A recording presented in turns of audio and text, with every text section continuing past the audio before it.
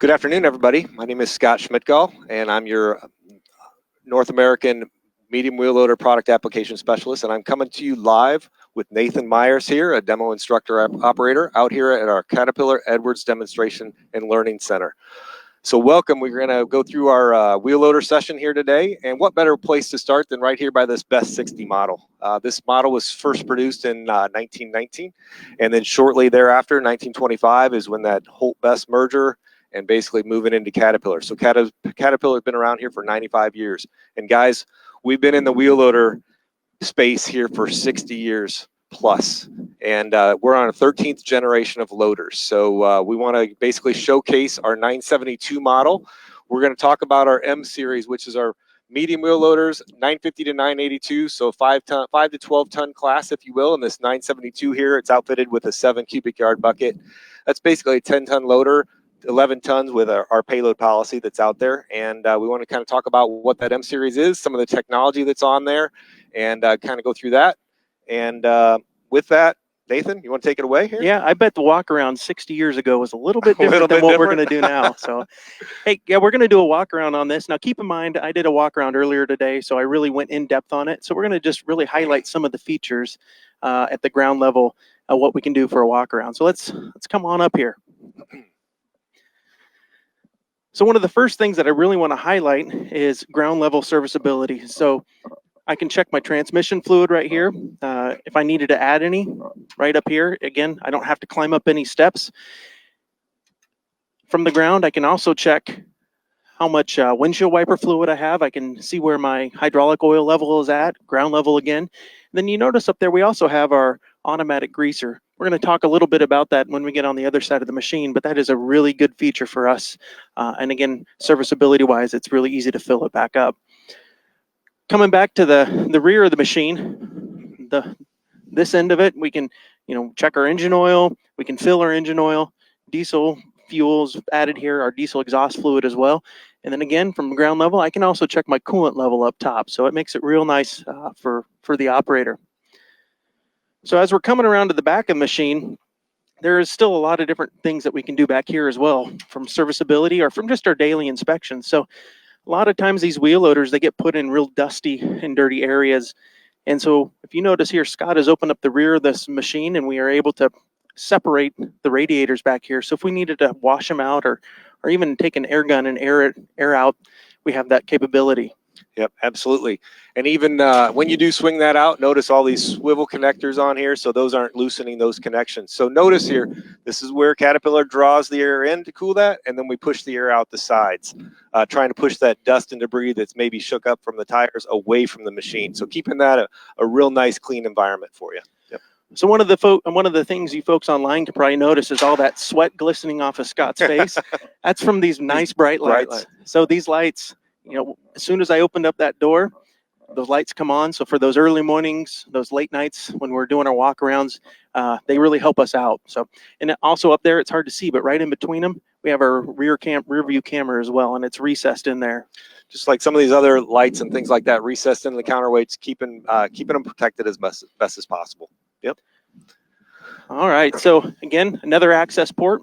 If we needed to get into the back of the machine and do some more looking around, checking out our fan back there, again, I can do it from the ground.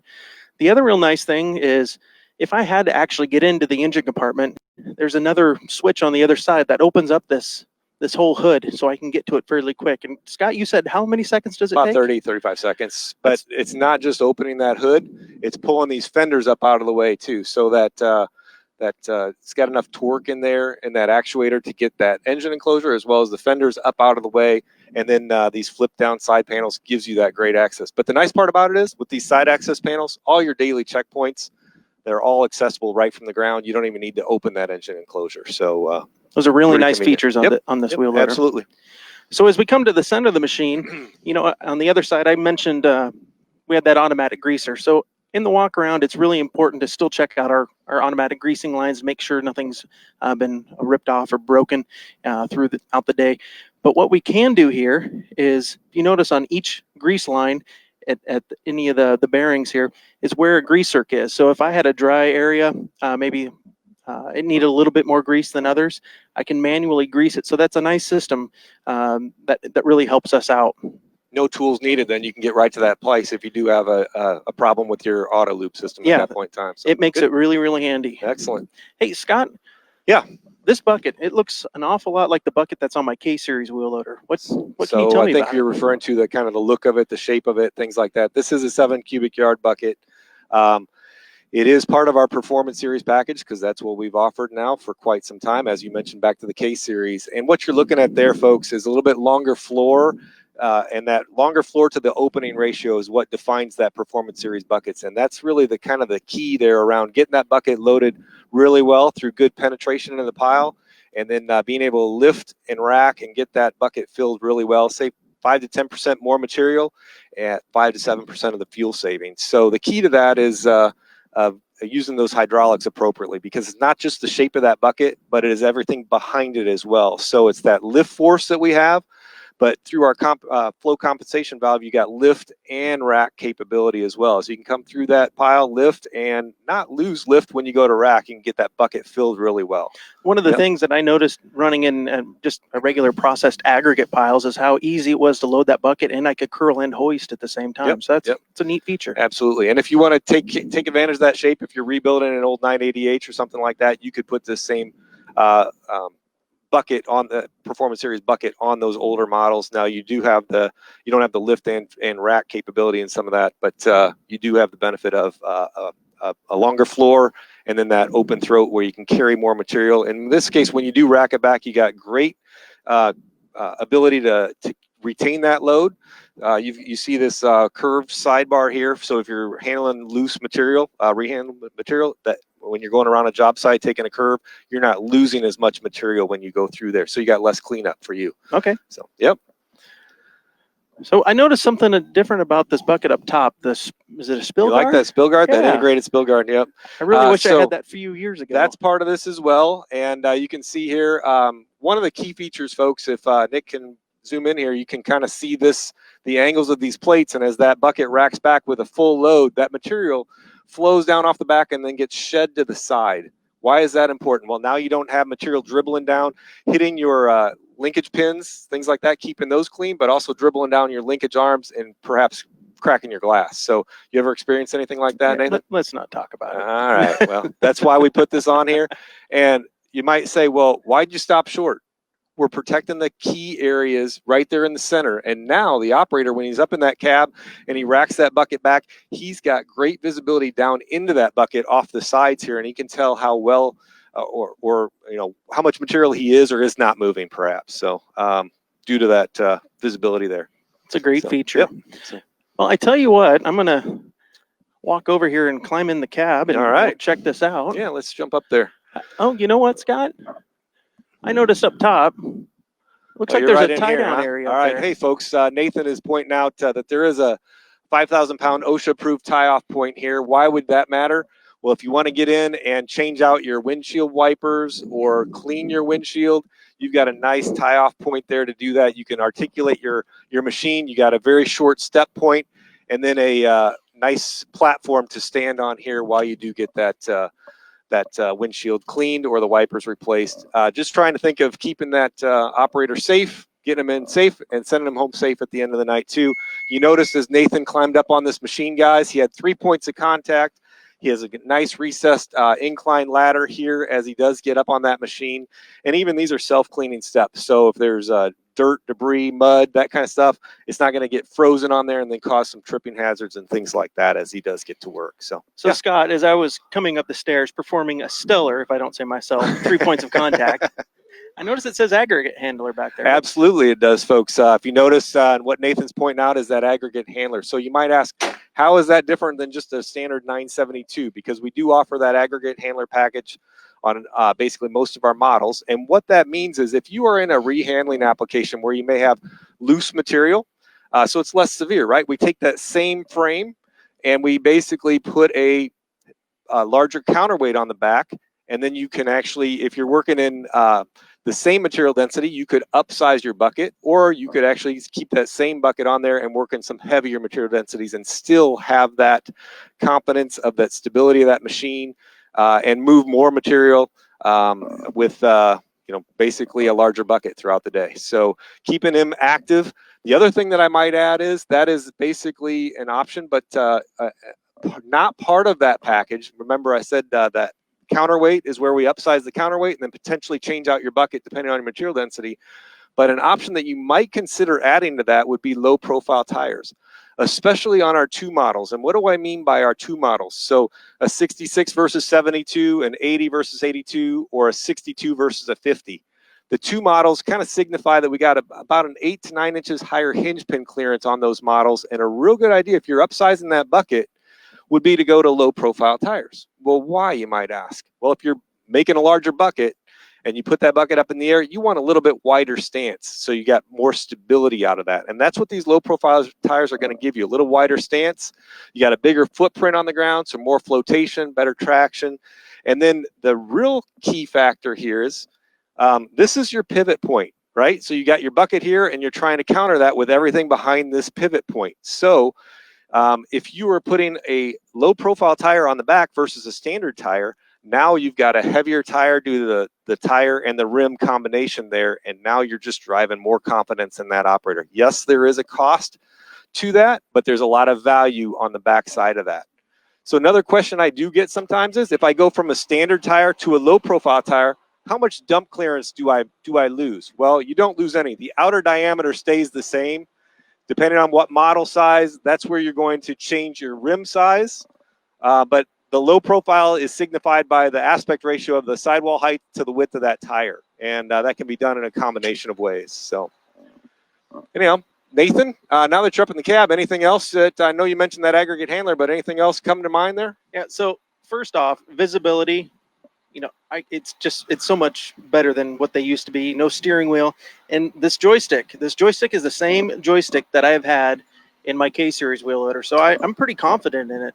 It's been around for quite some time, huh? So tight quarters, like truck loading, or even high roading speeds and stuff like that. If you notice that joystick steer with the force feedback that's in that system, when the operator travels faster, that joystick is harder to move. So it keeps him straight going down the road. He's very confident in what he's doing. That system is all dual redundant. So if there would happen to be one sensor that goes out, that operator's not going to lose his steering control.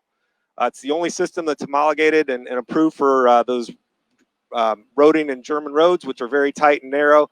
Gives the confidence that operator needs to operate in those environments. So. At the end of the day, Scott, this joystick steering, when it first came out with the K-Series, I was pretty impressed by it. And just at the end of the day, you feel less tired, and the way you can maneuver around, that force feedback like you talked about, at roading speeds, we had to do a lot of roading with our wheel loaders, and I never had an issue, even with traffic real close to you. You were maintaining a constant speed and an area with it. So it was great. Absolutely. And so now, folks, the steering wheel, we do offer that on our 950 to 962 models. The steering wheel is standard.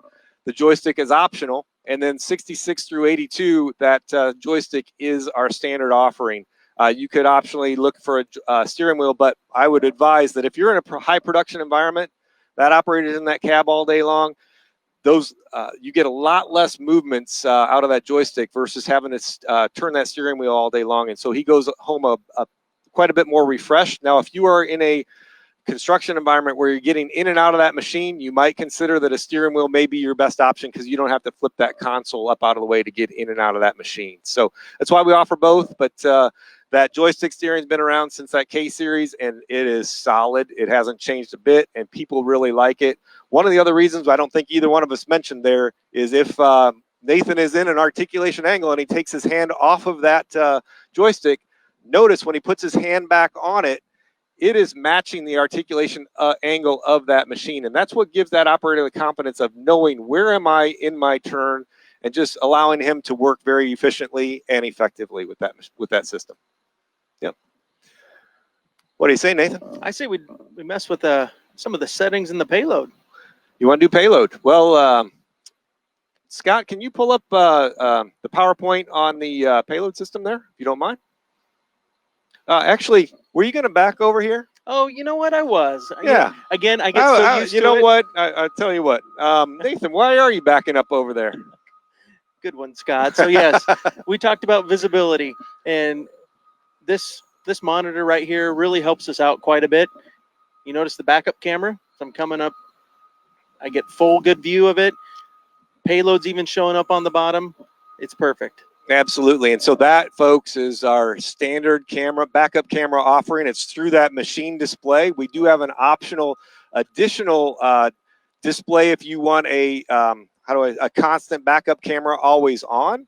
And then there is an optional cat detect feature. And if you can see that on the screens here, what is cat detect? Cat detect is taking that backup camera another step further, if you will.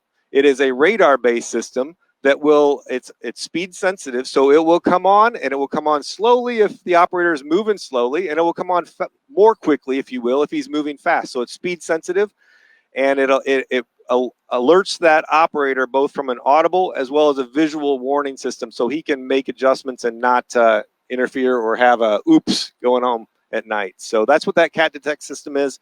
It is an option. It can be retrofitted on those M series for sure. So. Yep. All right, can we talk about Payload now? I'm really excited I think we should. about it. Barnesy, could you pull up that payload system? So what Nathan is talking about is another technology set that we've had around for quite some time on our M series. We call it cat production measurement, but simply, folks, it's just a payload system that is showing the operator how much material he is actually moving with that bucket. And the way this system works is it is an on-the-go weighing system, so the operator doesn't really need to do anything different than what he normally does. He just runs through his normal operating practice, and then when he passes up through a weigh range, it is looking at the lift pressure, and it will provide back an accurate weight of what's actually in that system. So a couple of other items that we have gone and offered is what we call low-level weigh and tip-off feature. And those are more important when you come to your last passes, where you might need a partial bucket, if you will. And we'll show you how that works when we go through this demo. One other item that is built into this that is a little different than other scales that are out on the market is what we call our auto calculator. So the way that works, Scott, if you could go to the next slide there, what we're showing you here is a replica of what the payload screen looks like. And you can see there is bucket information, and there is hauling unit weight information as far as total tonnage, as well as how many passes were put on that truck.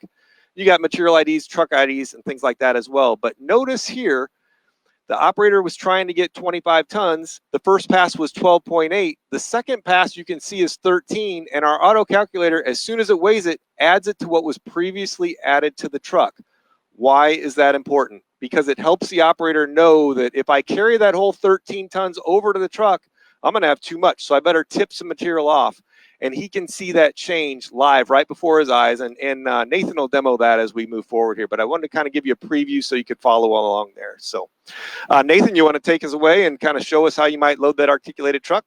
For sure. So Scott, again, with all the different options and the different preferences I can set on here, I went ahead and selected how I want this machine to operate for me. So I have economy mode on. I have rim pull or auto ride control on. I have it in automatic first through fourth. My kickouts are set, and I'm ready to go. Absolutely. So you gave us a little preview there. Beyond the payload system, you've got some specific settings that you like for your truck loading, so you're working as efficiently as possible. Correct. And pretty quick to change those around. So thanks for pointing that out. And then up top at the monitor up here, where one click of the button, it brings me to the payload screen.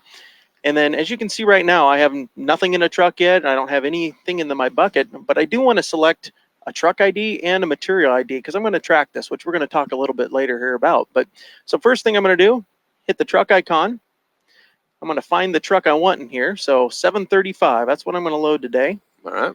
And then material, I think there's a couple options in here. Edwards Dirt. So that's what I'm going to load today. So there's just a couple. Now, could you add more in there if you wanted? Yes, I could put quite a few in here. Okay, so right through the machine display, you got the option of 250 different truck IDs or material IDs. I think it might even be up to 500 now with some of the latest software that's out there. So excellent. Yeah. Okay. And then it's more or less telling me I'm ready to go. So I'm going to go ahead and holler at my truck to come on out here. I'm going to load the bucket and try to get a good size payload in here. Excellent. Man, this Performance Series bucket loads pretty good in this hard material. So the key there, folks, on that, if you're watching Nathan, is you want to give a good lift command, and then at the very end, lift and rack to get that bucket loaded really well, instead of chewing through the pile. So if you notice on the screen up here, I have a green box, which is letting me know, hey, I've gotten completely through the weigh range, I've got an accurate weight, and I'm good to go. So it's showing that I have 9 tons in here. So it's a pretty good bucket. All right, so now I'll go ahead and load this truck. That's a real good bucket with that material that you're moving there too. Nice job. So I got 9 tons in there, and then on the screen, it transferred that 9 tons to the truck icon on there. And that was signified. It's all latched in there by those asterisks, right? So you can't make any adjustments to that at all, can you? Correct. All right. So now I'm going for the second bucket here, and I'm not going to fully load this truck here. I'm going to demonstrate on my next pass, like if I was trying to get a really accurate payload, what we call the tip-off feature. So right now I got 17.3 tons in here. Let's say I just needed a little bit more, so I'll go in. I'm not going to work the machine as hard to load this bucket. And I back out of the pile. Now if I just give a low-level weighing command, you'll notice I'll get an icon up here, but no green box. So it's telling me 5.9 tons. So I need to get rid of some of that material, let's say, to make it a little bit more of a smaller weight. I can do what we call the tip-off method right at the stockpile. So as I get rid of this material, say I wanted to get around 5 tons here. Got rid of a little too much, so let's say 4.5 tons. So now that I've tipped off at the stockpile, I can go to the truck, go all the way back through the weigh range, and it's going to give me an accurate weight, and now transfer that weight to the truck, which gives me that accurate load that I'm actually wanting for this truck. So it's a great feature, Scott. Yeah, so folks, as you can see, different material types are going to flow differently off of that bucket. So depending on if you've got gravel, if you've got some sand, or if you've got wet, clumpy material, you may lose more material than you were expecting with that system. But it is a really nice tool to help make sure that you're not underloading trucks, which is inefficient, especially for longer hauls. But more importantly, perhaps overloading trucks, especially if they're on-highway trucks, and then risk of some fees and things like that. With regards to that, this is our M series, guys, is really more of our technology feature based. Over here on our 950 GC, which is more of our standard entry level, if you will, bare bones basic machine, we can actually add some nice technology features to that. So take a look in here. We do have that cat payload kit that on this 950 GC, it's a fantastic batch plant truck loading machine, and you could actually put on a cat payload kit, which gives you the benefit of low-level weigh, tip-off features, just like what you witnessed in that M series. And later on this fourth quarter here, we're going to be releasing another set of software for that, so that you will be able to do things like data management, tracking your truck IDs, material IDs, and things like that with that payload kit as well. And that will be kind of our technology platform as we move forward. So a lot of things going on in that space. But you can see some commonality with that M series as well. So all your guys out on that job site can be using the same tools in a very efficient manner now. That's available on the 950 GC. Also, your legacy loaders, like an H or a K series loader, you could put that payload kit on that system as well. So, all right. Nathan, can you talk to us about what you might need to do? I know you gave us a great thorough overview of, in a truck loading environment, here's how you like to set up that machine so it's as efficient as possible. And I think you even mentioned eco mode. You were running an eco mode. I like to hear that, because in a truck loading application especially, you can save 5 to 7% fuel running in eco mode. And guess what? You as an operator aren't even going to notice. Why? Because Caterpillar's strategy there is you don't lose any rim pull or torque down in those lower gears when you're digging in the pile. We just clip out those higher acceleration speeds, which we aren't using in a truck loading application anyways. So really nice feature set. But could you tell us what you would do in that loader for a load and carry application? Is there any tweaks or changes you would do? Yeah, so first off, Scott, I've already started my load and carry application. I'm going to put a couple buckets on here on this truck. Is that your way of telling me I'm awful wordy today? Hey, you said it, not me. No, I'm just kidding. No, so I did make some adjustments on the fly here. I turned eco mode off, which is a press of a couple buttons. It's off. It's ready to go. The other thing I forgot to mention is after I got done loading that truck, I stored that material so it can be saved in the background. And then I went ahead and switched my material type in my truck ID. So I'm no longer loading a truck. I'm loading an imaginary hopper. So I've switched to that. So what as you're well. telling me is we're going to be able to retrieve that data later on if we want it. Is that what you're telling me? That is correct. All right. Now, let's be clear here, though. You wouldn't use those functions if you're not going to use that data later on. You just would leave those blank, and you would just use the scale to know how much you're loading, store it out, but not track all of those other IDs. Is that how you'd use that? Correct. So the bottom line, the technology is here if you want it, but we don't have to necessarily use it for every single bucket or every single load that we're putting in a truck. So we can not choose anything, and it will be good to go. Absolutely. Folks, I like to think of it as the KISS method. Keep it simple, Scott. So don't use stuff if you don't need it, but make sure you do use it when it can benefit you, and whether that's the technology, like that eco mode or the scale, but don't overuse something that it bogs you down. So mind you, Nathan had another thing that he had tweaked on this for a load and carry application. He turned on our ride control system. And what is that ride control system, guys? It is basically a cushioning system for that bucket on that linkage. And we have a dual accumulator system. Why dual accumulators, you might ask? Well, we have an empty bucket, and then we have a full bucket, right? And you've got the cycle that takes both of those into account. Now, with a dual accumulator system, the operator gets the benefit of a pre-charge in there for the empty bucket as well as full bucket. So he's getting the benefit of a nice, smooth ride both to and from the pile. And it is cushioning that, keeping him more comfortable, as well as it's less abusive on the machine. So that's part of what you get in that M-Series package. It's one of the greatest functions that ever came on a wheel loader is the ride control. Don't take my word for it. Take Nathan's. But hey, Scott, I know you're a pretty demanding supervisor here when it comes to I want to know what you moved today, buddy. Yeah. So let's talk about that. So simple display up here. Yep. You notice where my thumb is? 1, 2, 3. I'm going to tap that screen. All right. And then it's going to bring up 4 different areas that I can track. Lifetime totals, trip A, trip B, just like you could set in your car for different mileage and see how far you've driven. Same sort of thing with the loader. And then you got material ID down here, or material totals down here. So I'm going to tap on materials, and it's going to bring up the 2 types of material that I selected throughout my day so far. So Scott, Edwards Dirt, 21.5 tons. Perfect. Now, if you break that down per second, I think I was pretty good. And then below there, you have clay at 17.6 tons. So how hard is it to reset it when you come in tomorrow so you can get daily totals of what you're doing and things like that? Is that hard? It's very easy. If you notice the 2 lines right here, tap that once. All right. It's going to make sure you want to reset Erase it. Okay.